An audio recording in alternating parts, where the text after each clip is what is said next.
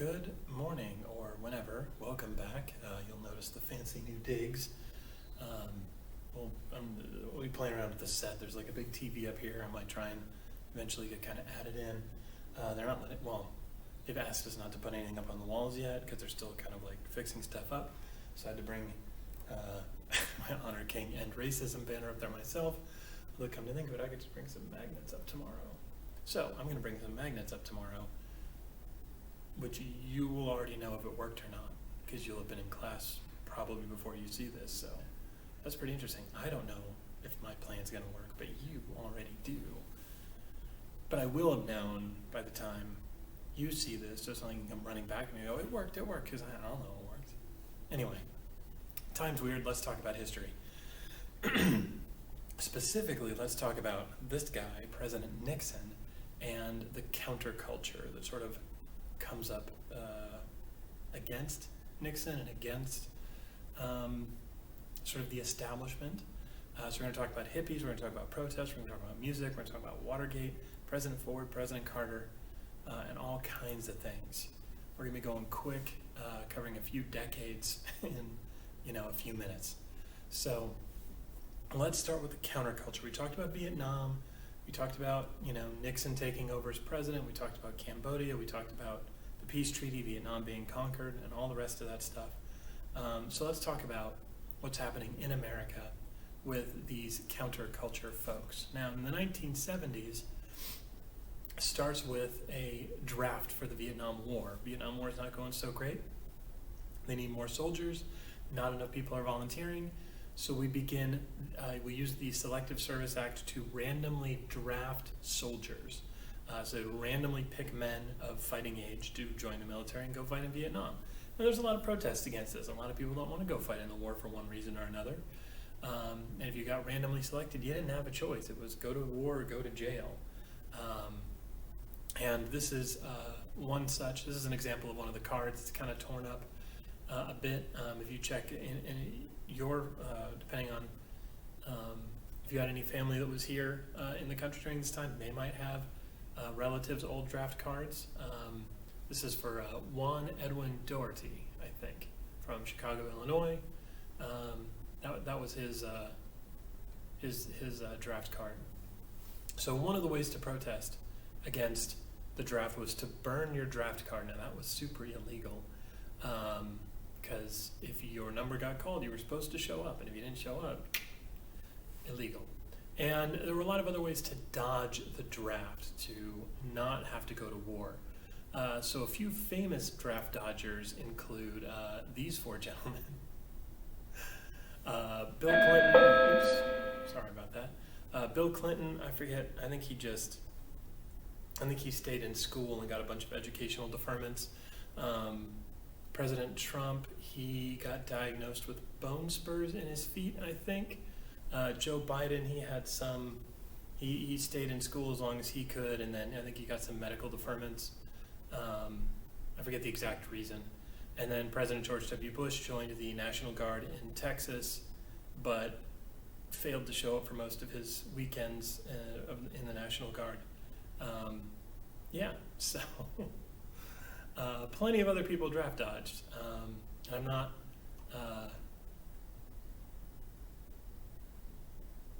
obviously not trying to make a political point here because there's two Republicans and two Democrats, but we certainly have our history of forgiving our draft dodgers. And Jimmy Carter actually is going to pardon them all before the end of his presidency. Not those people in particular, but he just pardons everyone who dodged the draft for Vietnam. So speaking of protests against the war, we get a bunch of groups that are against the war. Hippies, students, these counterculture people, but basically it's coming from the younger generations. It's the 18, 19, 20-year-olds, 25-year-olds. They are really against this war. They're horrified by the images in the video coming from Vietnam. We talked about that last unit. And most people blamed President Johnson, like this guy, wanted President Johnson for crimes against humanity. And this is one of the big reasons Johnson never ran for re-election. We already kind of talked about that, so if you need the rest of that story, that's back in 10.1. Now, speaking of the counterculture and the hippies again, Woodstock, 1969, part protest, part concert. The organizers expected probably about 50,000 attendees, but once it kind of started going, a ton of people showed up, and our best estimates are about 400,000 people. Here are some of the notable acts. Some of these names you might recognize depending on your parents' taste in music. If you don't recognize them, great musicians. If you're into that kind of music, certainly worth a look. Jimi Hendrix is probably one of the most famous, although he didn't play until the very last day actually after the last day in the morning, and a lot of people had already left. So if you ever go back and watch video of the old Jimi Hendrix stuff, not as much of a crowd. Fantastic performance, not as much of a crowd. So another protest, this one turned incredibly violent. This is the Kent State Massacre. About a year after the big concert party at Woodstock, you have this week-long protest at the end of April in Kent State, which is a university in Ohio. And these anti-war protests grow beyond what the university can control. The university, security guards, the police officers in town, things are getting, a JROTC office gets burned down. Some smaller fires get set other places. This is a big protest. Lasts for about a week, and it goes back and forth. There's a whole thing to this. We're going to talk more about this one day, but there's a whole thing to this, and it culminates in May 4th. And this is the Ohio National Guard's in town. They've been in town for a couple of days. There's already been a couple of scuffles and not fights, not battles or anything, but there's been some scuffles between the protesters and the National Guard. And this day kind of starts out the same way. National Guard tells the crowd to disperse. The crowd doesn't disperse. The National Guard shoots tear gas and other, less than lethal munitions, rubber bullets and stuff into the crowd to try and get them to disperse. And the crowd doesn't, like they hadn't been the last couple of days. Some of the people actually pick up the tear gas canisters and launch them back at the National Guard. They throw rocks, they throw bottles, they throw pretty much whatever they can get their hands on. And the guy in charge of the National Guard that day, General Canterbury, enough of the crowd has sort of melted away and gone away that he's confident in saying, we're done here. And he calls the Guard back, except for one troop. I think it's Troop G it was. While they were retreating, reports on this are this is a hugely controversial moment in U.S. history. The guardsmen claimed that they were under attack. They claimed there was sniper fire, so they opened fire into the crowd. 4 students are killed, 9 more are injured. A total of 67 shots were fired, and it only took 13 seconds.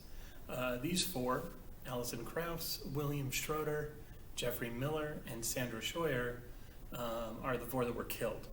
And there are pictures out there, if you want to see, very famous pictures of their dead bodies on the ground, with other students fleeing, and it's a whole thing. Sorry, had my second shot on Saturday. Most of the side effects have been very minor, but my allergies have been kicked up. My immune system is going overboard, which is good. That's what it's supposed to do. Massive protests sweep almost every college in the nation. College students all over the place get angry, very, understandably, about this situation. And this is one of the banners I forget which college this was, but that's the banner they hang in their dormitory after the Kent State Massacre. They can't kill us all.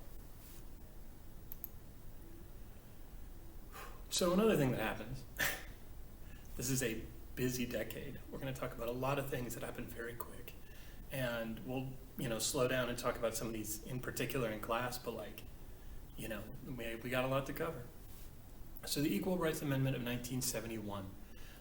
This was a push to get a new amendment to the Constitution. It would be the 29th Amendment to the Constitution.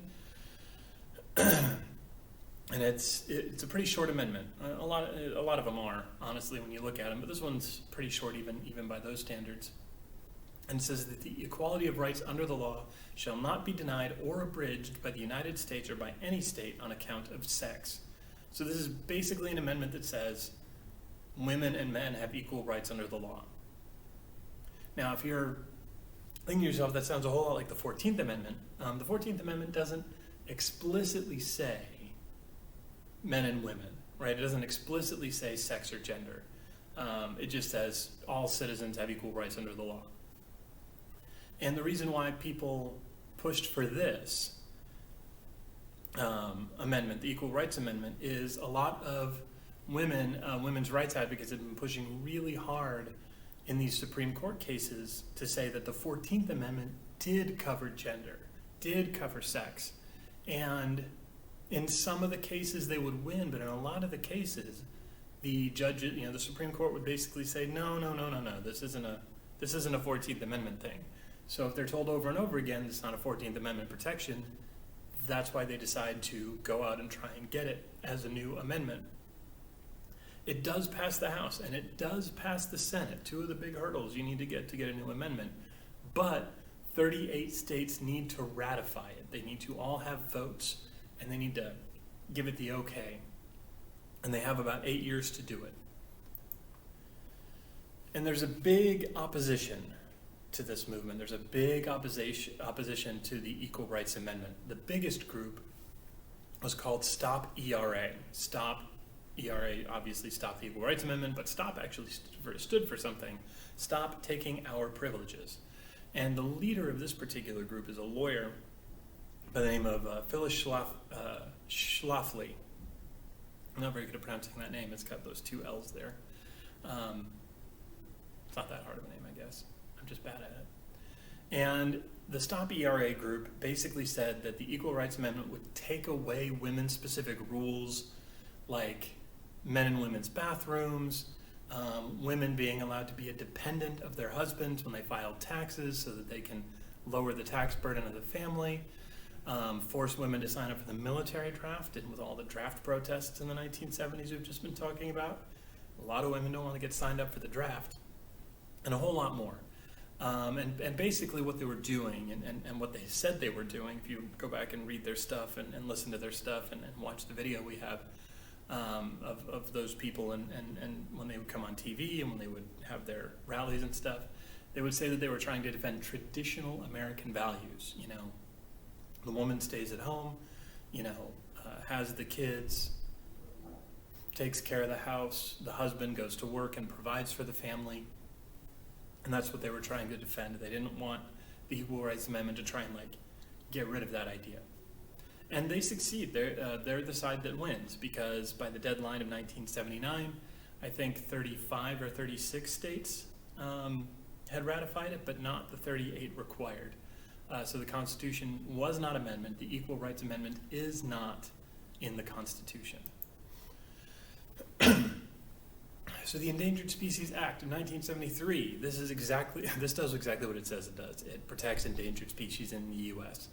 There's rules and laws and regulations that protect them now.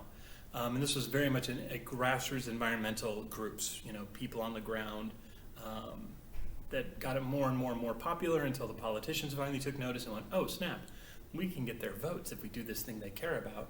And so they did. And President Nixon signed the Endangered Species Act into law in 1973. It's been updated a lot since then, but it's still basically the same thing. We also get the EPA. Oh, sorry. I'm going to see if I can edit that out. Get a drink of water.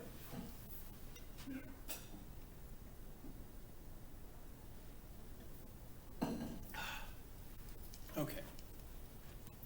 Better. So in the 1970s, there's a huge environmental push.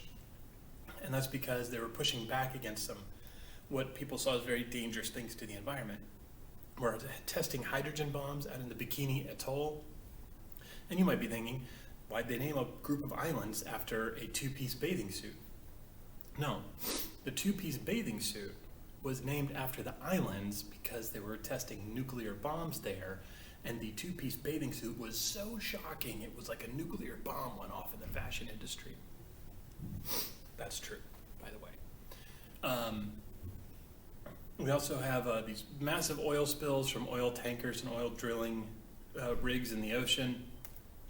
Cities are choking with their air pollution. And one specific example out of Ohio is the Cuyahoga River caught fire. The river, the water, the river made out of water caught fire because of all the chemicals and pollution in it. Happened more than once, actually. So people are understandably concerned about that. And so Nixon signs the EPA into law December the 2nd, 1970. And the EPA regulates business and personal use of the environment, including waste disposal. So the Environmental Protection Agency is a government agency that protects the environment. Another one where the name is what it is. Always love it when they do that.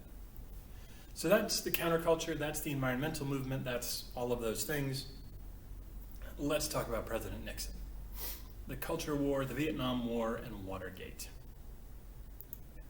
Because remember, President Nixon, we're going to talk about some of the things he did, and some of the things he did really helped out this country, but then he committed crimes and tried to cover them up and had to stop being president. So, mixed bag, Nixon. All right, so one of the things, now this happens technically before Nixon is president, but it's important, so stay with me. This is the Supreme Court case Miranda v. Arizona in 1966. So 1963, this guy named Ernesto Miranda gets arrested. And while he's arrested, he confesses to rape and murder charges to the police. Now his lawyer, his public defender, says, hey, Miranda, when he was in police custody, the police never told him he didn't have to answer their questions and he could talk to a lawyer. And therefore, the confession should be thrown out. And the Supreme Court agrees. They say, you know what? Yes, the police do have to tell people that they have a right to remain silent, that anything you say can and will be used against you in a court of law. You have a right to an attorney. If you cannot afford an attorney, an attorney will be provided for you. That whole thing, you've seen that in a million cop shows, right?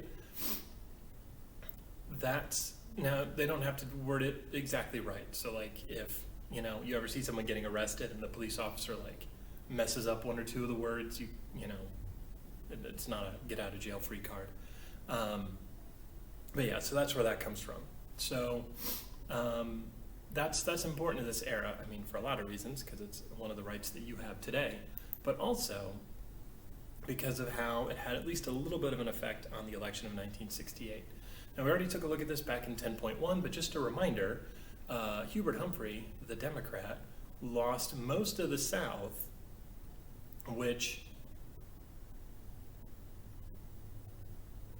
is what LBJ was warned about if he pushed too hard for civil rights. And that's what happened.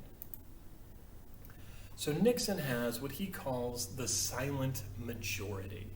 And this is what he called Americans that were not part of the counterculture. So Americans that weren't hippies, that weren't going to these music festivals, that weren't, these young anti-war protesters, these Americans that, in his mind, in Nixon's mind, were okay with the war in Vietnam. And he believed that the protesters, the, counterculture movement, that they were loud. Sorry, forgot to put my phone on silent. That's how you can tell this is a one-man operation. So, to Nixon, the protesters were loud, but a pretty small group.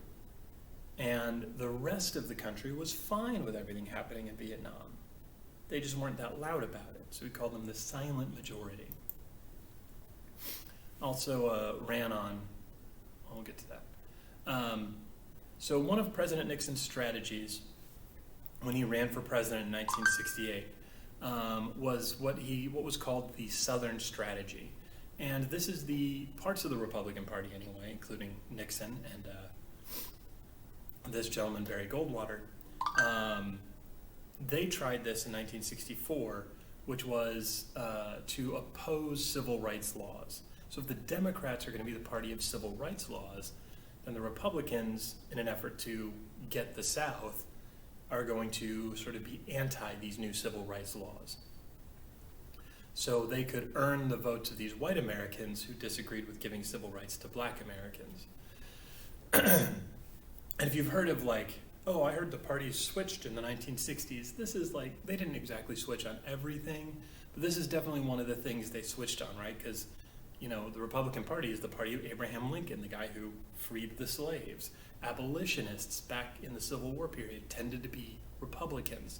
And now here in the 1960s, you know, about 100 years later, you get Democrats pushing for civil rights and Republicans, and again, not every Democrat, not every Republican, we've talked about stuff like that in class before, right? But the Republican Party as a whole starts opposing these civil rights laws. And that's the Southern strategy is why they do it. Now, Lee Atwater is, the guy on the last thing, that was Lee Atwater, not Barry Goldwater, my bad. So Lee Atwater was a political strategist. He worked on the Nixon campaign.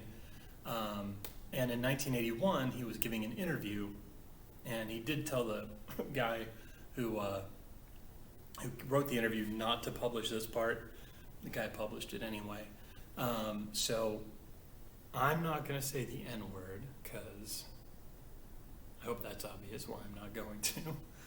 A, I don't want to, and B, I don't want to, and C, I don't want to, and, well, we can go from there. So I did replace the actual N-word in these quotes with the bracket N-word. So he was saying the actual word, though, so kind of keep that in your own head. And Atwater is sort of responding to a question about the Southern strategy. And he says, well, you start out in 1954 by saying N-word, N-word, N-word. Now by 1968, the election we just talked about with Nixon, you can't say N-word. That hurts you, backfires. So you say stuff like forced busing, states' rights, and all that stuff. You're getting so abstract now, you're talking about cutting taxes. And all these things you're talking about are totally economic things, and a byproduct of them is blacks get hurt worse than whites. And subconsciously, maybe that's a part of it. I'm not saying that. But I'm saying that if it is getting that abstracted and that coded, that we are doing away with the racial problem one way or the other. You follow me? Because obviously sitting around saying, we want to cut this, is much more abstract than even the busing thing, and a hell of a lot more abstract than N-word, N-word. So if you were wondering, Mr. Trask, why are you saying that the Republicans were on purpose trying to oppose civil rights laws for their Southern strategy in the 1964, 1968, and 1972 elections? Because they told us they were. Now, does that mean, you know, the Republican Party in the modern era is some horrible, terrible people? Of course not. This was a long time ago, right? This was 1960s and 70s weren't that long ago, but the people in charge of the Republican Party and the Democratic Party and the Libertarian Party and the Green Party and all of our other political parties are very different than the people who were in charge of it in the 60s and 70s.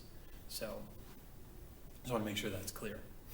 Not that you have to agree or disagree with any political party about anything ever. That's your call. That's your right. As an American, you get to disagree with any politician you want to. It's great. Try it sometime. So the 26th Amendment, 1971, another big law, well, not even a law that comes through, an amendment that comes through. Old enough to fight, old enough to vote. So the right of citizens of the United States who are 18 years of age or older to vote shall not be denied or abridged by the United States or by any state on account of age. So this was a big push during the Vietnam War. You were getting called up to war at 18, 19, 20 years old. Most states you couldn't vote till you were 21. So this amendment basically said, hey, if you're old enough to go fight in Vietnam, then you're definitely old enough to vote. So this amendment passed pretty quickly. It passed through the House, passed through the Senate, and got at least those 38 states to ratify it pretty quick. I don't think it's the quickest one we've ever done, but it's definitely one of the less controversial, quicker ones that we've ever gotten done. Which leads us to the election of 1972. Now you see a whole lot of red on this map. That's because Nixon crushed it. Out of 538 possible votes Nixon could have gotten, he got 520. Which is what's going to make this next part so frustrating. So frustrating.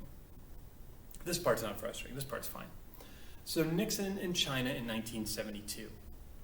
So ever since 1949 and the Chinese Communist Revolution, where the communists took over the country, ever since then we hadn't been talking with the communist government of China. Oh, sorry.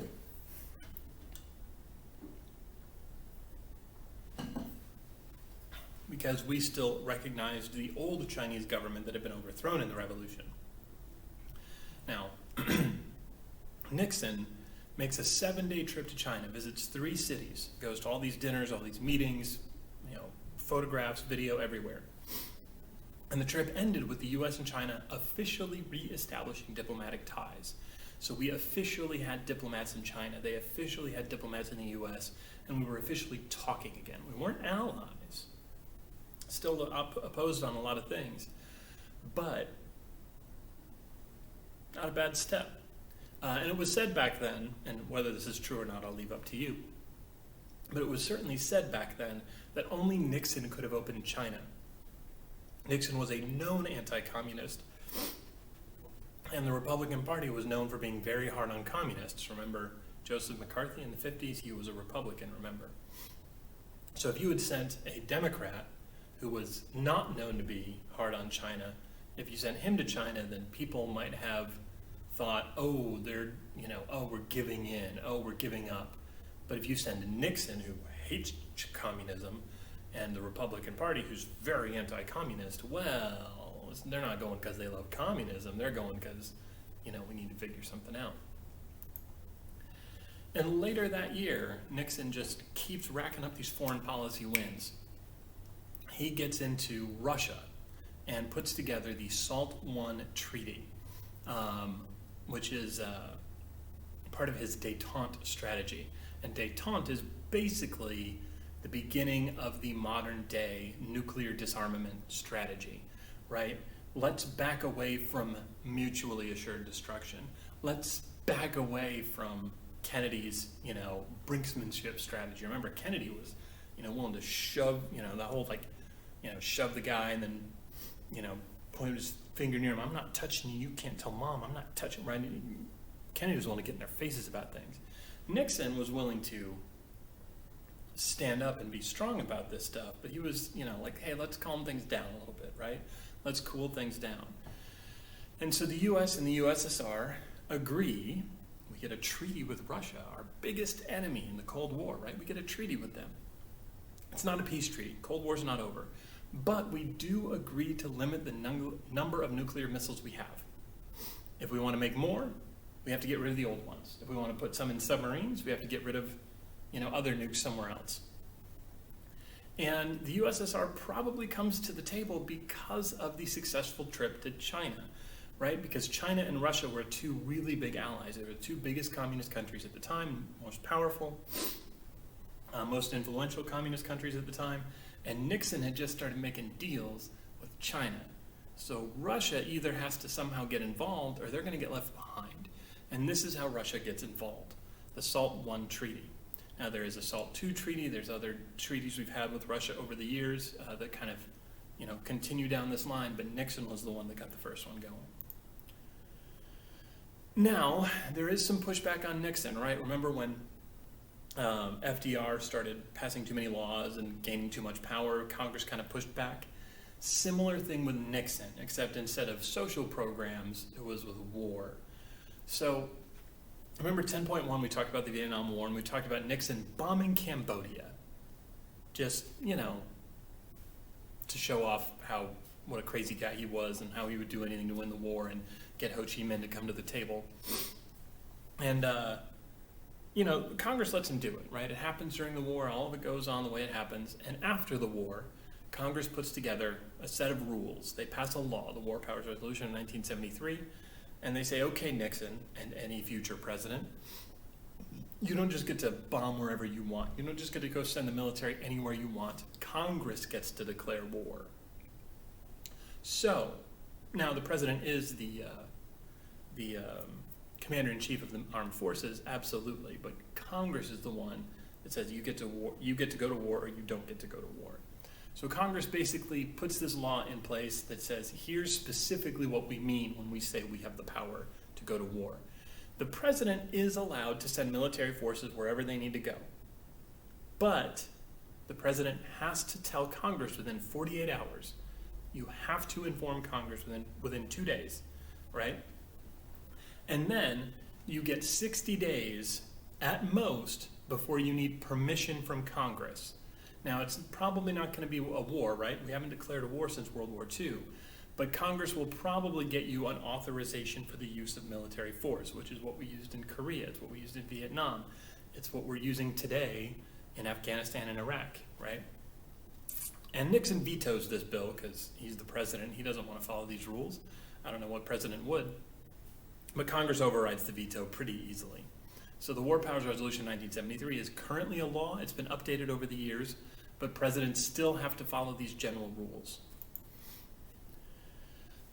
Okay, so remember that really red map, the 520 electoral votes out of 538? Yeah, this is when that gets a little like, none of this had to happen. Anyway, so January of 1972, let's talk about Watergate. That's the Watergate Hotel Complex, by the way, in case you've ever heard about Watergate and you're like, what does it mean? It's that building. You can go visit it, it's still around. Anyway, January 1972, right? So we're in the election year, 1972. There's going to be an election in November. So January of 1972, this guy, G. Gordon Liddy, we talked about him last time, getting involved with some shady things, and here he is again. Told you he'd be back. He joined the Committee to Re-elect the President, which has the acronym CREEP. No, that's not a joke. They actually called it that. I don't know. And he gets permission from Nixon's Attorney General to spy on the Democratic Party to help Nixon win the 1972 election. And if you're like, that doesn't sound legal, it's not. Well, then why did the Attorney General say he could do it? That's a problem. That's a crime. And it's going to be a problem for them. So May of 1972, a few months later, Liddy and his team literally break into the hotel middle of the night where the Democrats have their national headquarters, and they steal a bunch of documents, they bug the phones, and they get the heck out of there. They get away with that one.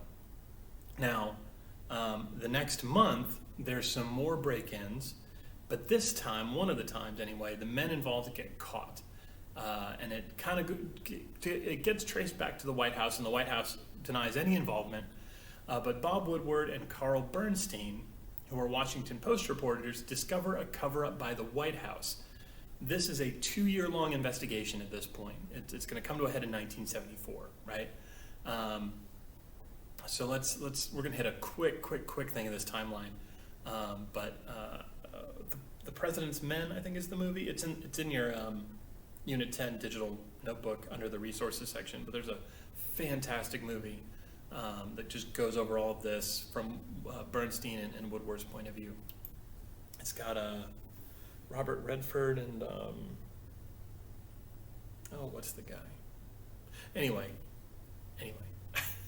doesn't matter. So October 1972, right? The election is coming up. The election is very soon. They published proof that the burglars were connected to the Nixon White House, right? So the Washington Post is running these stories. In 1972, Nixon wins re-election pretty easily. 1973, right, January 1973, a bunch of members of CREEP, or 4 or 5 of them, I think, are convicted of the burglary. So members of Nixon's White House team are convicted of this burglary. Now, a couple months later, Nixon officially orders his people to cover up any connection to these crimes. And this cover-up is going to be what gets Nixon. And July 1973, we discover that Nixon has put a secret tape system in the White House, in the Oval Office. So everything that's ever happened in there has been recorded. And the Senate says, hey, we need those tapes. And Nixon goes, no, thank you. And that goes to July. So yeah, the legal wrangling over that goes and goes and goes and goes. We're skipping over a lot of very things. This is a huge, complex story. Highly recommend doing some more research on this, looking up some documentaries on this. All the President's Men is a good movie based on it. Just a wild, wild story and twists and turns. We get to October of 1973, and we get to what's called the Saturday Night Massacre. And Nixon fires 2 of his attorneys general because they refused to fire the special prosecutor investigating Nixon. What was the guy's name? In the Trump impeachment, the special prosecutor was, I can see the guy's face. Anyway, whatever, we'll talk about it in class. Clinton, it was Kenneth Starr was the special prosecutor when Clinton was impeached. Robert Mueller was the special prosecutor when Trump was impeached. And the president can't fire the special prosecutor, but his attorney general can. So Nixon orders his attorney general to fire the guy. That guy refuses, so Nixon fires him. And then the deputy attorney general steps up to become the attorney general, because that's how it works. And Nixon, in same night, just like calls up the first guy, fires him, calls up the second guy, tells him he's the new attorney general. I need you to fire the special prosecutor. He says nope. Nixon fires him, calls the third in command, who's a guy named Robert Bork. He's going to come up a little bit later. Not this unit, but he'll come up a little bit later. He's got some history with our current President Biden. So Robert Bork gets called up, and he said, Nixon says, hey, I need you to fire the special prosecutor. And Bork says, got it, and he fires the special prosecutor, which complicates things. November 1973 is the very famous Nixon speech where he says, I'm probably not going to get it word for word. We'll probably watch it in class. It's pretty short. He says, the American people deserve to know, is the president a crook? Well, I am not a crook. Got a better Nixon than I have most presidents, but it's not great. I'm not much for impressions, but I do like doing Nixon. He's got a fun voice. So November 1973 is the I am not a crook speech. Now May of 1974, typo, the impeachment proceedings officially begin. The House of Representatives starts bringing evidence, starts doing their investigation, and Nixon is forced to release all of his tapes, including this 18.5-minute section that had been cut out of the original tapes that were sent, which is the smoking gun, which is a conversation where he directly orders the cover-up. So he resigns later that month. This is the last picture of Nixon as president. This is when he's getting in the helicopter, Marine One, to fly off and retire, and then Gerald Ford's going to take over. And honestly, looking back on all of this, it's the cover-up and not the crime that ends Nixon's presidency. So Nixon is no longer president because of the crimes that he covered up. I mean, if you just sent those dudes to jail, said I had nothing to do with these people, they were trying to do something for me, and nope, and maybe he would have been okay. But he went and covered it up and got caught. So he had to stop being president. Technically, he didn't have to resign at this point. He could have allowed the impeachment to go forward, but the House of Representatives was absolutely going to impeach him, and then, as you very well know, it goes to the Senate, and then the Senate decides whether or not to convict or acquit the president, and if they convict him, then he's kicked out. And Nixon got news like the night before he quit that the Senate Republicans weren't going to be able to help him after that smoking gun tape. So he ends up resigning. And that's the end of his presidency. He lives on a few more years. He's around, but he kind of stays private because nobody... yeah, you get it. All right, so let's talk about Presidents Ford and Carter. There's a fun picture with President Carter on the left, President Ford in the middle, and President Nixon on the right, but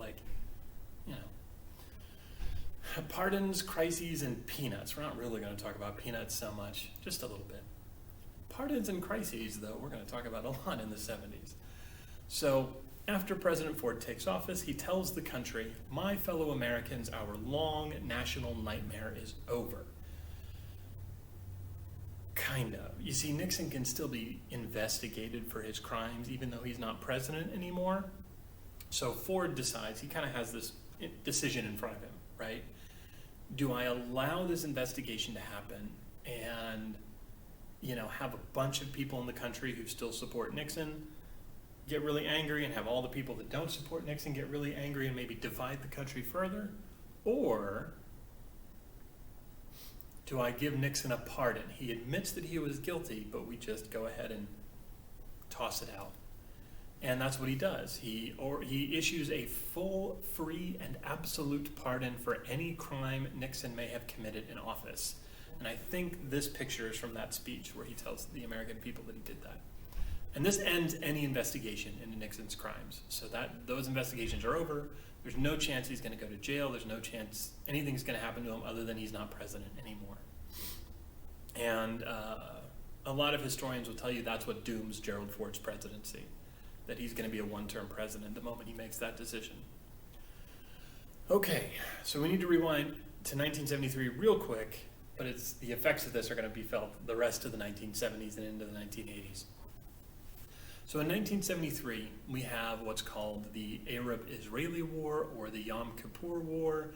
There's other names for it too, but those are the two big ones. Egypt and Syria lead an attack on the country of Israel. Mainly, they are trying to reconquer the Sinai Peninsula that Israel took over in a war that had happened in 1967.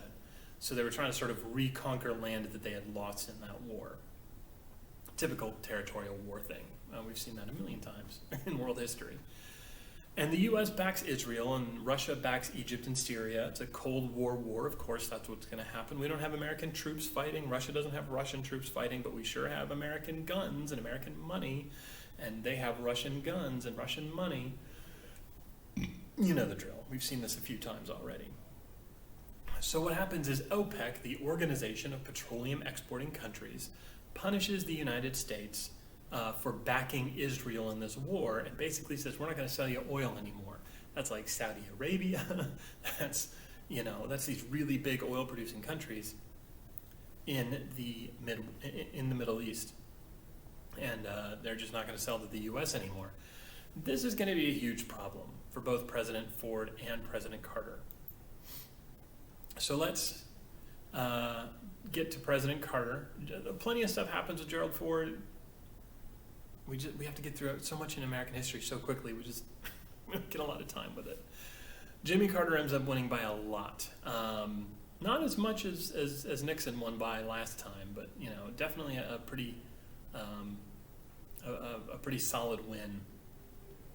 And in large part because Gerald Ford had pardoned Nixon, in large part because of the gas crisis that happened in 1973. According to Gerald Ford, he was sabotaged by Ronald Reagan. There's a fantastic book.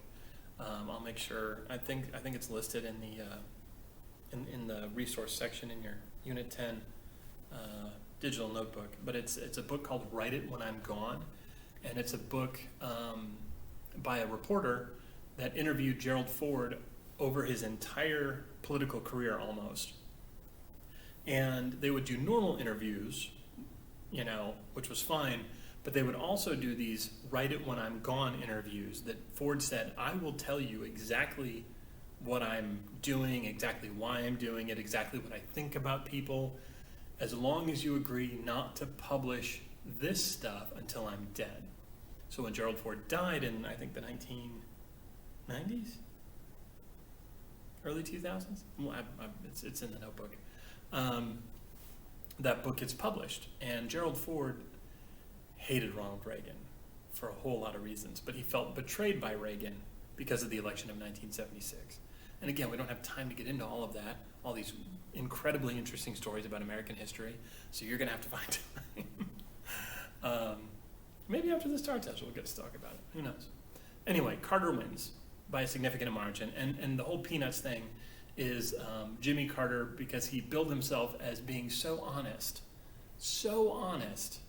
that he gave up his family's peanut farm when he ran for president, so he couldn't even be accused of trying to profit off being president because of his peanut farm.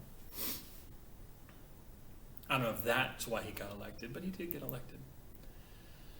Now, Carter was facing a whole lot of problems all at once. With the OPEC embargo going, gas prices go sky high. Gas, and if you've got family members that were old enough to be around during this, ask them about this. They will remember. Not as vividly as they'll remember Kennedy getting shot, but they'll remember the gas crisis in the 1970s. They'll remember gas being like 30, 40 cents a gallon, and then it jumps up to like $3 a gallon. Now, $3 a gallon might not sound too bad right now because it's not too far off from what it's been before. But remember, it was 30 cents, and it went to $3, roughly. I mean, it depends on the time and place and whatever. But that's like times 10, right? So that would be like if a gas crisis were to happen today, and gas prices next month, instead of $3 a gallon, are $30 a gallon. That would be a problem, right? And that's if you could find it, right? All these cars are lined up for gas.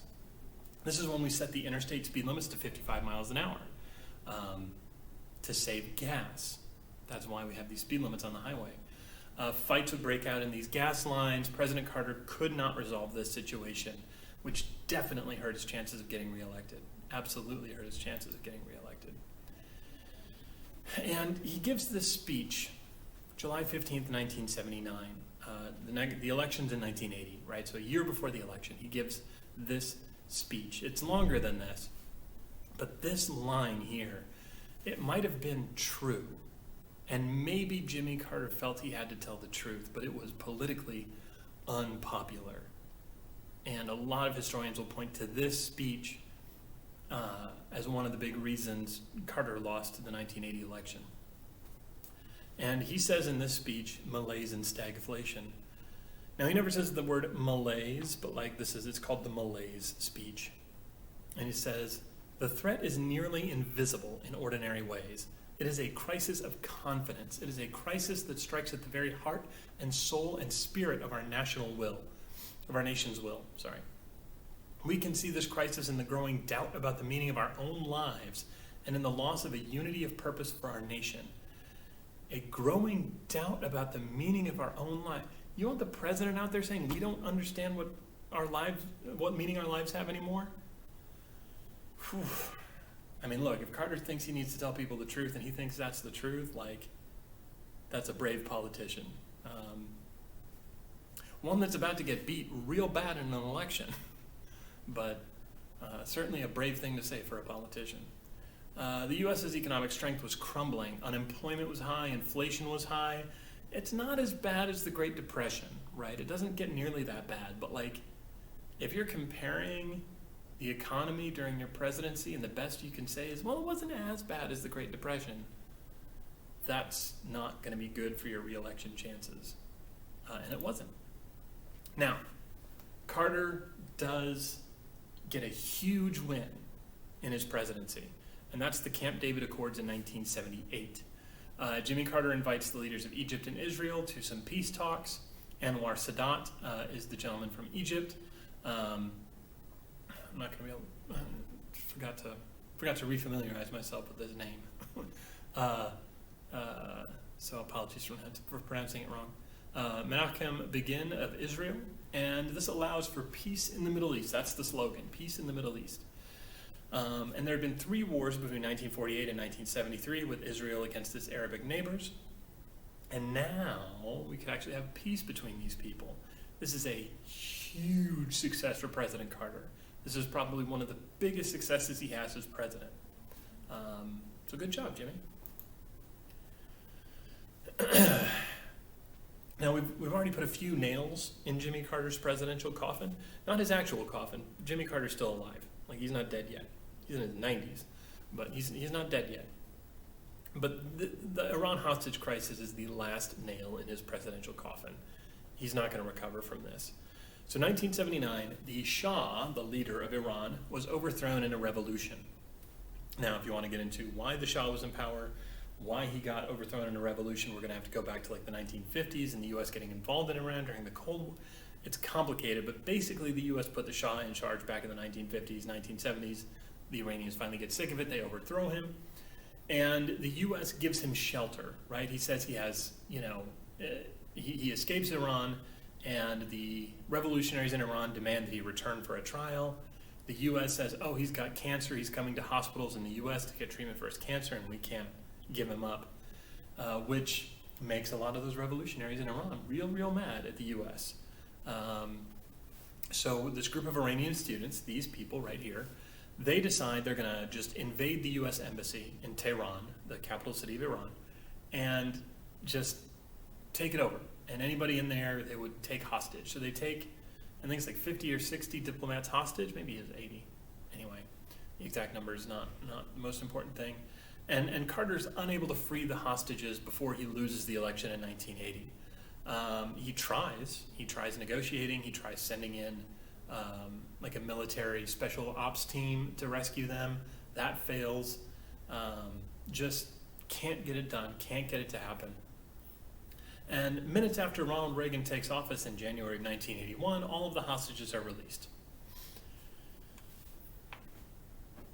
Now, if that sounds suspicious to you, it sounds suspicious to a lot of people, which, and I'm labeling this the October Surprise conspiracy because we don't have solid evidence to say this definitely happened.